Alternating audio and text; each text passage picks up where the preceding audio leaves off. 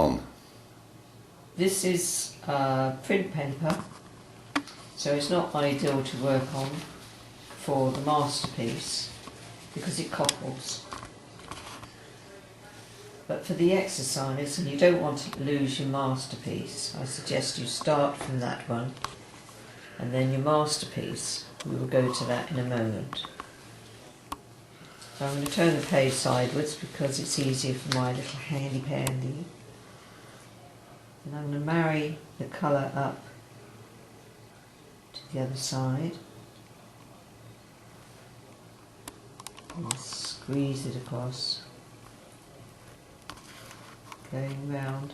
I'm not doing the original idea of wetting the edge of the flowers because this being the wrong paper, it'd make it far too wet. So I'm going on dry paper, and you can see it's cockling, but it's good for the exercise. Other people use a gym bike, but this is good. Artists can move mountains. I want a little bit more dark to creep in this side.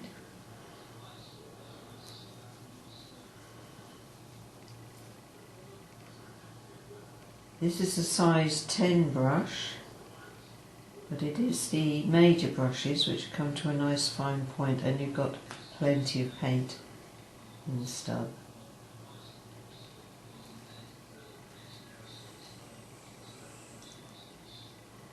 Load the brush again.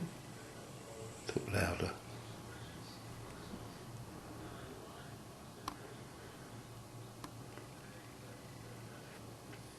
Pull the paint down with you as you go. And this is a better idea than having the white halo around the flowers, so you was too frightened to actually get too close to the flower.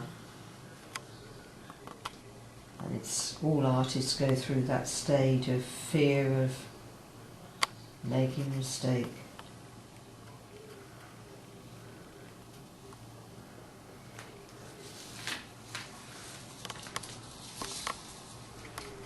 So we've got some funny things going on there, but we can go to a different colour now. Choose a little bit of brown.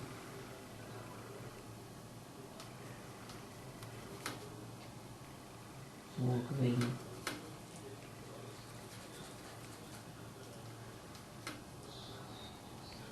I'm going to collect all that up. Talk louder.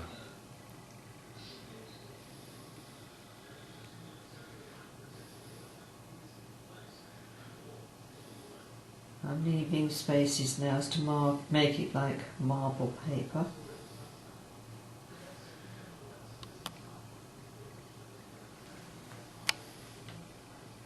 Put a little bit more down this stem to show the light on that side of this stem.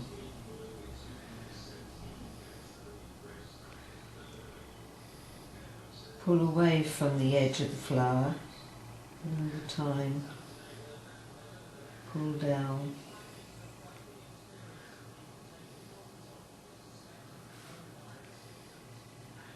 I'm quite happy with that. I think I'm going to leave that on that side. And that will go off the page, down through there. And as it is rather a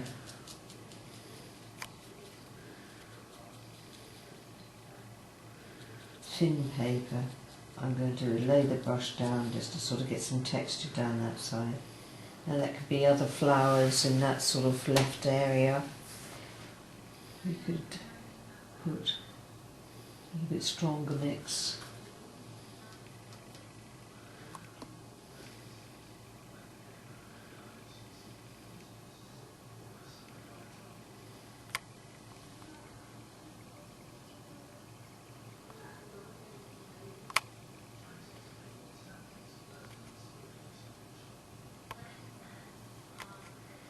A little bit of action going there, or leave it with a base coat. So I'm going to now Stop. Stop making those shapes. So you want them to show up as well. Right, I think we'll leave that for a moment and let that rest. Do you want to just scan your eyes across that for me? And how it's showing the bluebells up now. I can look at the bluebells afterwards and see where I want the dark patches to come back a little bit, so you have that sort of reflection of light showing through the petals. So this takes quite a time of just dark lines, light lines. When you finish, you might find you're happier with that and would like to bring another dark shadow up across here somewhere. But just building it up. You can, of course, do a smudging of the beige just to get rid of the white paper at this stage, down to where the leaves are, and then build up the dark again.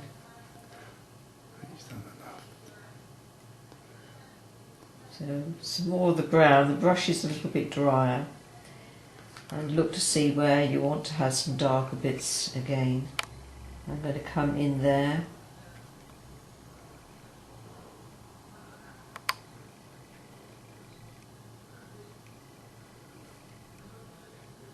There's the stem of the petal. And let it rest again and look where it's going. I think you've got plenty to get on with. I'm going to enjoy seeing your picture. I'll wash my brush. Goodbye. Goodbye. I'm going to have a cup of coffee now. See you later.